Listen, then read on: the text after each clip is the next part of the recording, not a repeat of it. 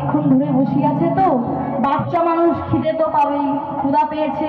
এইবার সুদামা ওই যে গুরুমা আসার সময় না কিছু ছোলা এই আঁচলে বেঁধে দিয়েছিল, সুদামার আঁচলে বেঁধে দিয়েছিল, আর বলেছিল সুদামা শোন, যদি ক্ষুধা পাই এই ছোলাগুলো সেবা করবি, আর শোন নিজে একা কিন্তু সেবা করবি না, কৃষ্ণকে দিয়ে সেবা করবি।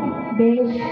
এইবার সুদামা দেখছে আমি তো কৃষ্ণকে দিতে পারবো না, কেন? ও তো আছে নিচের ডালে, এখন তো নামা যাবে না, পরিস্থিতি তো খারাপ। কি করলো না, আমি এখন একটু সেবা করি, পরে নিচে নেমে কৃষ্ণকে দিয়ে দেব। এবার একটা একটা করে ছোলা যখন বদলে দিচ্ছে না, কিছু কিছু বদলে যাচ্ছে, আর কিছু কিছু ছোলা ওই কৃষ্ণের চোখের সামনে দিয়ে মাটিতে পড়ে যাচ্ছে। কৃষ্ণ ডালে বসে বসে ভাবছে, সুদামা আসার সময় গুরুমা বলেছিল যে ছোলাগুলো আমি দিলাম, ক্ষুধা পেলেই নিজে একা খাবি না, কৃষ্ণকে দিয়ে খাবি, আজকে আমাকে না দিয়ে একা একা সেবা করছিস, ভাই বেশ সেবা কর। সুদামা যখন সেবা করতে করতে নিচে নেমে এসেছে, ঝড় বৃষ্টি যখন থেমেছে, দুজন আবার নেমে এসেছে। নেমে এসে কৃষ্ণ সুদামাকে বলছে, সুদামা এই সুদামা আমার না বড় ক্ষুধা পেয়েছে, ওই গুরুমা যে ছোলা দিয়েছিল না, আসার সময় বলেছিল আমাকে দিয়ে খেতে, একটু দে না, আমায় একটু সেবা করতে দিচ্ছে। সুদামা আঁচলটি খুলে দেখছি আর একটাও ছোলা আঁচলে নেই। কেন? সেবা করতে করতে কখন না জানি নিজের সবগুলো সেবা করে নিয়েছে। এইবার কৃষ্ণকে মিথ্যা কথা বলল। কি বলল? আরে ভাই জানিস তো ওই কাঠ কোড়াতে কোড়াতে কখন না ওই জঙ্গলে পড়ে গেছে আঁচল থেকে, আমি বুঝতে পারিনি। তুই আমায় মিথ্যা কথা বললি? হ্যাঁ তুই আমায় মিথ্যা কথা বললি? ভগবান তো অন্তর্যামী, সে তো সবই কিছু জানতে পারে। বেশ। কি করলো? কাঠ কুড়িয়ে ঘরে গেল, গুরু গৃহে প্রবেশ করে গুরুমা কাঠে উনুন ধরিয়ে রন্ধন করলো। রন্ধন করে কৃষ্ণ সুদামা সকলকে সেবা দিল।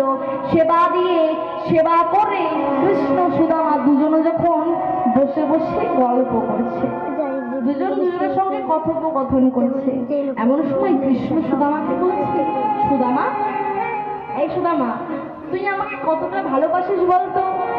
সুদামা বলছি, জানিস ভাই আমি তোকে অনেক ভালোবাসি। আচ্ছা কতটা ভালোবাসিস? বলে আমি তোকে নিজের জীবনের থেকেও বেশি ভালোবাসি। কৃষ্ণ বলছে তাই? হ্যাঁ আমি তোকে আমার নিজের থেকেও বেশি ভালোবাসি। এবার কৃষ্ণ বলছে বেশ, আচ্ছা তুই যখন আমায় এত ভালোবাসিস, আমি যা করতে বলবো তুই করতে পারবি?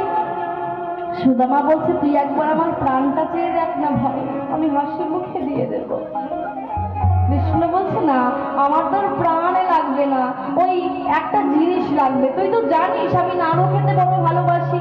তুই এক কাজ কর না, ওই দেখ রন্ধনশালায় শিকের উপরে করে গুরুমা নাড়ু তৈরি করে রেখে দিয়েছে, জানা আমার জন্য দুটো নাড়ু নিয়ে আয়। ও নাড়ু খাই? তো দাঁড়া আমি গুরুমাকে বলে তোর জন্য দুটো নাড়ু চেয়ে এনে দিচ্ছি। আয় দাঁড়া, তোকে আমি বলেছি যে গুরুমাকে চেয়ে এনে দিতে, নাড়ু এনে দিবি, কিন্তু তোকে বলে আনলে হবে না, তোকে চুরি করে আনতে হবে। সুদামা বলছে, কৃষ্ণ আমি জীবনে কখনো চুরি করিনি ভাই, আমি চুরি করতে পারবো না। তুই নাড়ু খেতে চাস তো দাঁড়ে না, আমি গুরুমাকে বলে এনে দিচ্ছি। বলে না, বলে আনলে আমি খাবো না, তোকে চুরি করেই আনতে হবে। সুদামা বলছে, আমি চুরি করতে শিখিনি ভাই, আমি আনতে পারবো না। কৃষ্ণ বলছে, ও এই আমায় ভালোবাসিস? হ্যাঁ তুই এই আমায় ভালোবাসিস? কিছুক্ষণ আগে বললি তুই নাকি বড় ভালোবাসিস, নিজের প্রাণটা আমায় দিয়ে দিতে পারবি, আর এখন সামান্য একটু চুরি করতে বলছি, তখন পারছিস না? বুঝতে পেরেছি তুই আমায় ভালোবাসিস না। সুদামা কৃষ্ণের কাছে কি বলছে, বেশ আমার ভালোবাসার প্রমাণ দিতে গেলে যদি আমায় চুরি করতে হয় আমি তাই করব। তুই একটু দাঁড়া। তবে শোন ভাই, আমি গুরুমার কাছে ওই শিখের কাছে গিয়ে যখন নাড়ু নেব না, তুই এক কাজ করবি, ওই দরজার সামনে দাঁড়িয়ে থাকবি, যদি দেখিস গুরুমা আসছে আমায় একটু বলবি, আমি তাড়াতাড়ি করে নেমে পড়বো। হ্যাঁ কৃষ্ণ বলছে, বেশ তুই যা, এই যা আমি দরজা থাকবে না, যদি গুরুমা আসি আমি তোকে ডেকে দেবো। বেশ। সুদামার শিকির উপরে উঠে হাতে দুটো নাড়ু কেবল নিয়েছে, যাচ্ছে। এমন সময় কৃষ্ণ গুরু মাকে ডাক দিচ্ছে, গুরু মা, গুরু মা, আরে ছুটে এসো, তাড়াতাড়ি এসো, দেখবে এসো। প্রত্যেকদিন তুমি বলো তোমার ঘরের নাড়ু নাকি কৃষ্ণ চুরি করে খায়, আমি চুরি করে খাই। আজকে দেখবে এসো কে তোমার ঘরের নাড়ু চুরি করে খায়। সুদামা হাতে দুটো নাড়ু নিয়ে অধরে নয়নে কাঁদছে আর কৃষ্ণকে বলছে, কৃষ্ণ রে, আমি তোকে বলেছিলাম এই জীবনে আমি কখনো চুরি করিনি, আমি তোকে বলেছিলাম আমি চুরি করতে পারবো না, তা সত্ত্বেও আমি তোর কথা শুনে চুরি করতে এসেছি। আর আমার সাথে এত বড় ছলনা করেছি। তোকে বলেছিলাম যে গুরু মা যদি আসে আমায় কিছু বলবি, আর তুই নিজে আমাকে গুরু মাকে ডেকে ধরিয়ে দিই।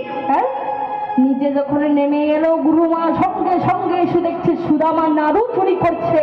গুরু মা সুদামাকে বললো, সুদামা দূর হয়ে যাও, এই মুহূর্তে আমার চোখের সামনে থেকে আশ্রম ছেড়ে দূর হয়ে যা।